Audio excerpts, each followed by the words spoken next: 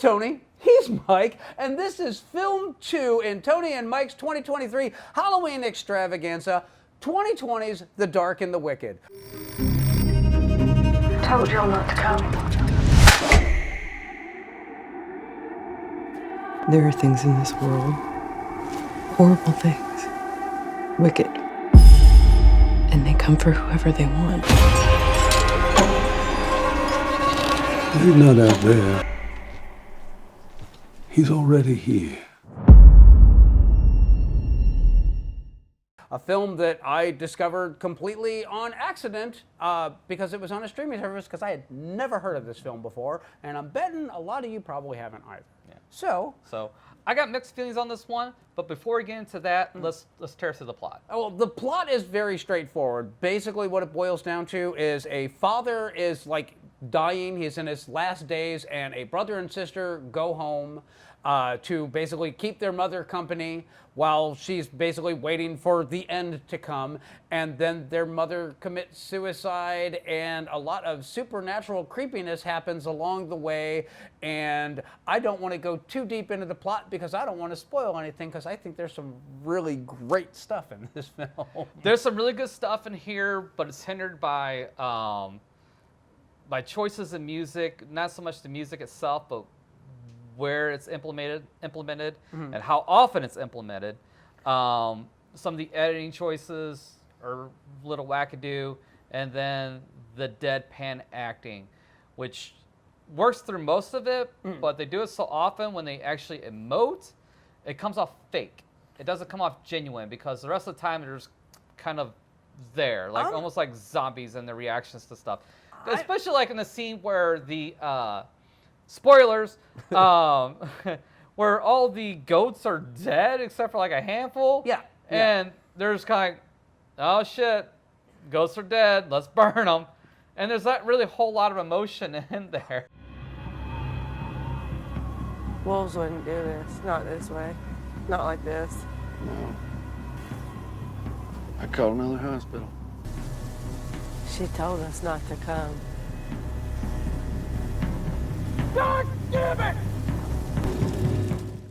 I actually think that that's done with intent, and I think the intent is that after everything that's been going on, they're just emotionally exhausted, and they just don't have anything left in the tank. And I will say this, the sister, I have no idea who these actors are, but the sister is a really strong actress. She gives a really, really rock-solid performance. The brother has scenes that are really great, and then there are a couple of scenes that are really and so I agree with you on that. I think that there are parts in here where he's like spot on, and there are other scenes in here that I'm thinking, well, that was an odd choice. Yeah. But the bit characters, the smaller roles in this film, Make this movie. oh my God. They so make this movie. The mother is like, that is some straight up nightmare fuel as that one goes on.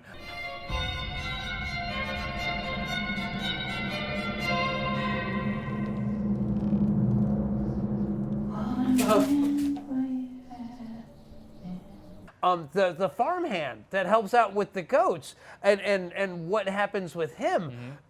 That one, I've seen this movie before, and it still freaked me out when I saw it.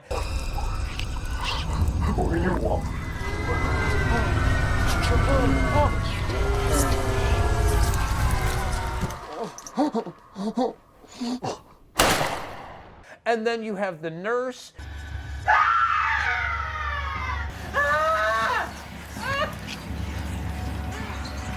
Why don't you hear this?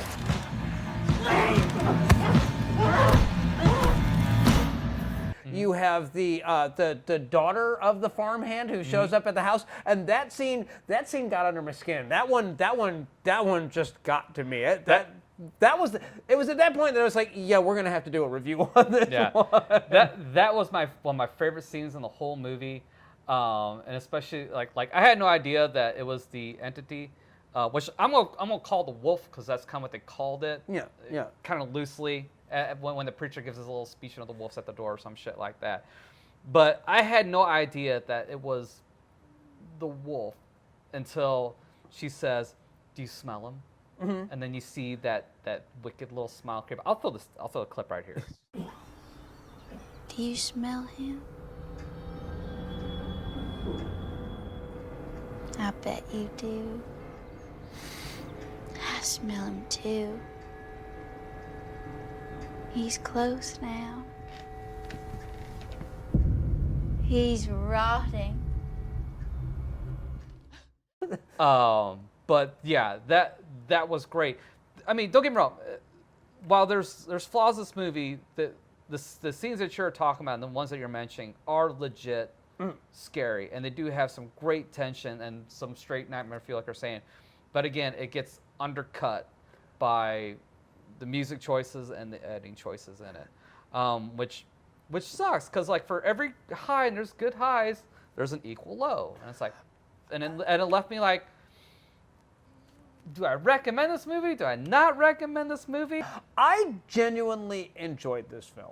I mean, like, legitimately. And this is like one of those, this is the kind of movies that I love finding, because this is obviously not a terribly expensive film. No, absolutely not. There's no way this thing could have cost them more than a couple million. If that, to be perfectly honest. And I have no idea who Production the assistant? We got a budget on this one? Production assistant, yeah. I am not seeing a budget. All I am seeing is that the film made $422,000. Oh. Well, I was going to say, this film was most definitely either, it probably did the film circuit. It probably did like festivals and stuff like that. What? If you want to know how little information I'm finding on it, for the production of it, the only thing they have for it is that the filming of this movie took place in the director's childhood home. Oh. And then that somehow makes it creepier. So. And that the film had its world premiere at Fantasia International. Okay, so yeah. But a lot of film festivals canceled their screening of it due to the COVID-19 epidemic. Okay. Well, that explains. I had a feeling about that too. When I saw 2020 on there, I was like, that's probably why I didn't hear this movie. But nobody heard this movie because the pandemic. So, and I mean, the writer-director, is this a first film, or? Because I've never, it's Bryan somebody, but I have no idea who the hell it is. Strangers was his first film. The Stranger was actually a pretty solid horror movie. He also did the Black Coat's Daughter. Okay. I did not enjoy The Black Coat's Daughter, but I did enjoy Strangers. Strangers Pray at Night, though, kind of sucked dick. I'm going to say, Yeah. this movie worked for me. This is the kind of supernatural film that I like, and that it's not ghosty story. It's kind of like one of those for the first it is ghosty stories. Yeah, well, for the first 2/3 of this film, ghosty or demon, however you want to, Yeah, demon definitely. But I'm going to say that for the first 2/3 of this film, it's kind of like one of those: is their mind playing tricks on them? Is this really happening? Are they just creeped out because of where they're at? Sure. And I can go along with that all the time. Now, obviously, it is most definitely supernatural in origin. What's happening to them? But I love the tension that is built. And I think that there are some really, really creepy ass moments. This movie, like you're right, there are some lows in it, but the highs in this film are the same level of creepy as the really creepy parts of The Exorcist for me. It had that same kind of like, skin crawly sort of moments in there. And it obviously shows that this is a director that had a vision. He may not have had the budget to do it exactly the way that he wanted, but this is a guy I want to see a lot more from. Well, it wasn't lacking for me. There was nothing I wanted more that a budget would have provided for me. So I don't think a higher budget would improve the film at all. I think what they did when it was on screen is appropriate. Just like I said, I had my 3 little quirks, and there you have it. But all that being said, I'm not going to recommend this one. Now, I will recommend it for people that enjoy The Witch. This is probably something up your alley then, because that's a slow burn movie. It's all about atmosphere. It's, slow reveal. There's supernatural stuff involved, which actually I did enjoy The Witch, but for me, The Witch had more.